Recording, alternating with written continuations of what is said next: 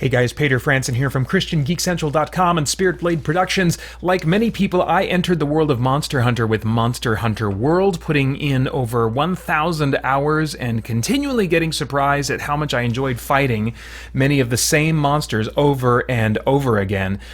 Despite, I think, being very different from most other gamers in that I generally suck at action games and avoid games that are challenging, Monster Hunter World quickly became one of my all-time favorite games. And so I was definitely disappointed when Monster Hunter Rise, which seemed to carry on much of the design philosophy of World, was exclusive to the Nintendo Switch, a console I have almost zero interest in owning. And though it did come to PC, I'm generally not interested in playing games that way either. So when news finally arrived that Monster Hunter Rise would be upgraded and brought to modern consoles, I actually got hyped for the release of a video game for the first time in maybe 5 years or more.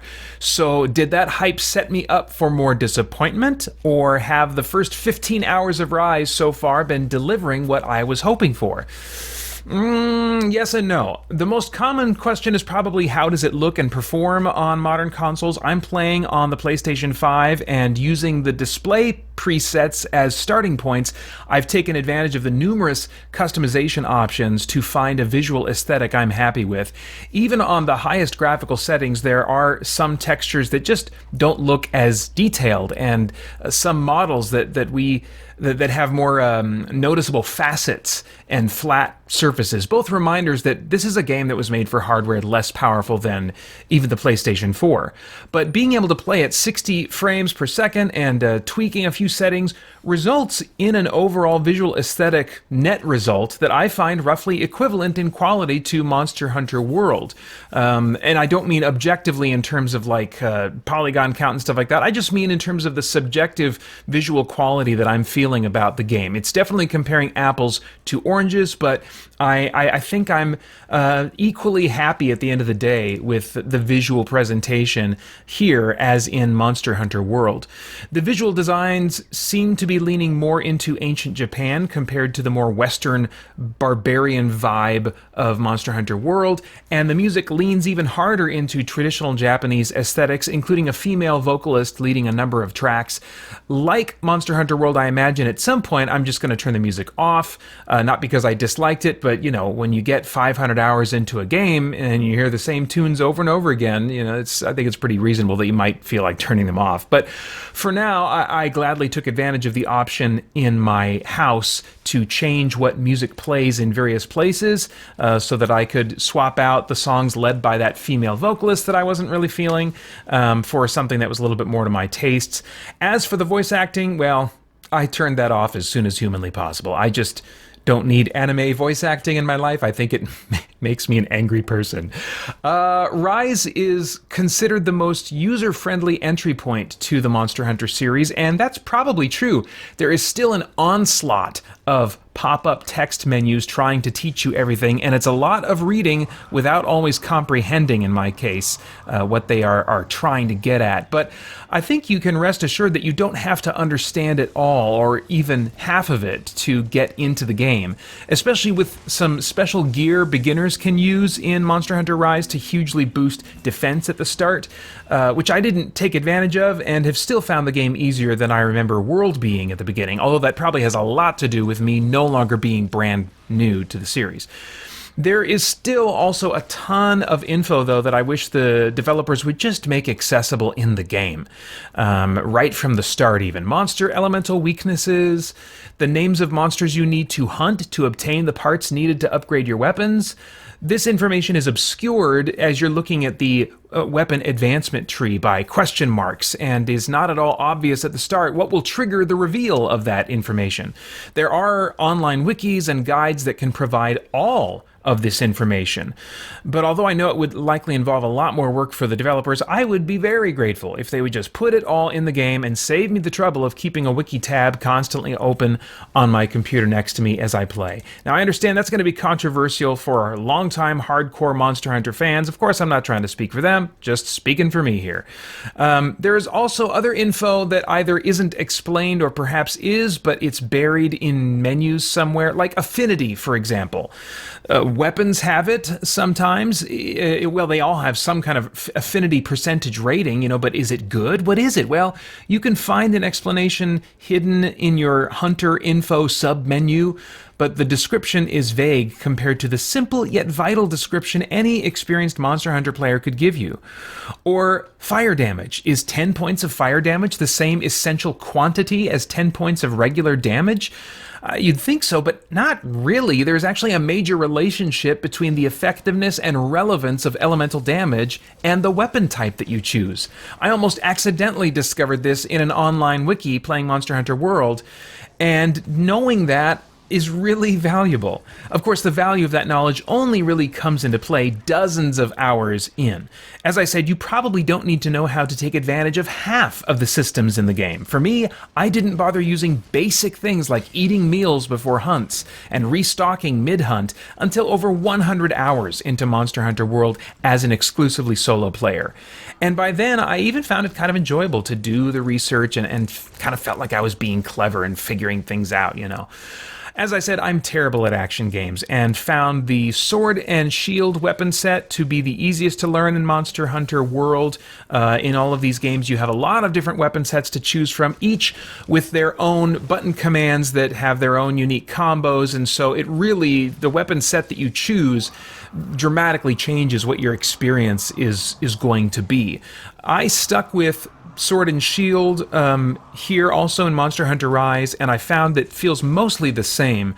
However, despite many reviewers mentioning the snappier pace of the action in Rise, the animation responding to my button presses still feels a bit sluggish. Maybe in some ways a little bit more than Monster Hunter World. I'm not sure yet if I'm actually feeling locked into attack animations for longer than I felt was the case in World. But in any case, that kind of sluggish response from your button presses, I'm told, is by design. However, many other elements of the game have been made snappier in World. You can easily zip around town via fast travel to jump straight to the services you need. In the giant open hunting areas, you can travel on your giant pet dog while also collecting and using items along the way. You have constant access to the wire bug, a sort of grappling hook on a quick cooldown timer that lets you move and explore the extremely vertical environments, and also has some offensive and defensive applications in combat that make dodging and mounting monsters easier. But I certainly am not comfortable enough yet to be doing a lot of that in combat. Speaking of mounting, you now have the option of simply ramming monsters you mount into walls to do big damage, and I find that you could do some of that in World, but I find it so much easier in Monster Hunter Rise. Or you can operate them like giant lumbering puppets to attack other monsters. I would say that at this point I dislike the controls for this sort of monster puppeteering, although I understand you can acquire upgrades that will make it easier, and I also imagine that the mechanic will probably grow on me over time, as many things did in Monster Hunter World. What I highly doubt will grow on me is the rampage battles, which put you in a sort of tower defense mode as monsters big and small try to attack your settlement. It's just a totally different quest type from what you're normally doing. It has a bunch of unique mechanics, and it turns the game away from hunting the monster while protecting yourself to standing at gun turrets and doing what feels too much like an escort mission. I hate when something other than my character getting killed triggers a fail state. And in these things, if the monsters beat down a door, which I don't think has a health bar, I don't know. I've only done one of these rampage quests and just watched a few videos of other people doing them. But I mean, that just strikes me as something that could very suddenly result in a fail state that I didn't quite see coming. And my understanding is that the required rampage missions are very few and far between in Rise, but it's not remotely what I am in this game to do.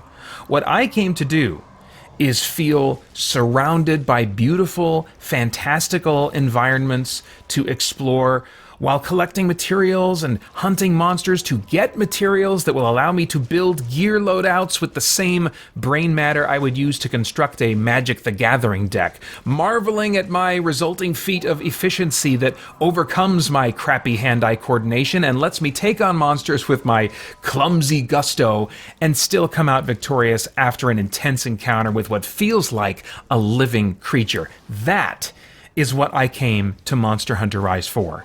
And it delivers. Not only that, it lets me pause my game. No longer do I have to accept the possibility of mission failure if my family needs me to put down my controller. No longer do I have to carefully figure out what time of day or night I will most likely be uninterrupted. As I said, Monster Hunter World is one of my all-time favorites, but it seemed to just have no respect for the fact that I have a life. And thankfully, Monster Hunter Rise does.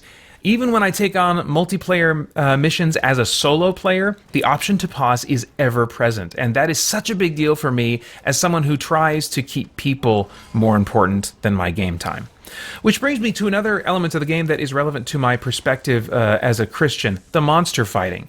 Now, I can imagine you raising an eyebrow at that. In fact, a friend told me recently that when he tried an earlier game in the series, it struck him as a gamification of the most basic male survival instincts. You know, hunt monsters, bring back their bodies, use their meat and other parts to live and thrive. And I can totally see that, but for me, fighting the monsters, especially after fighting them for the second or third time, reminds me of playing with a dog in the backyard, struggling with them over a chew toy in a playful mock battle that actually endangers neither of us.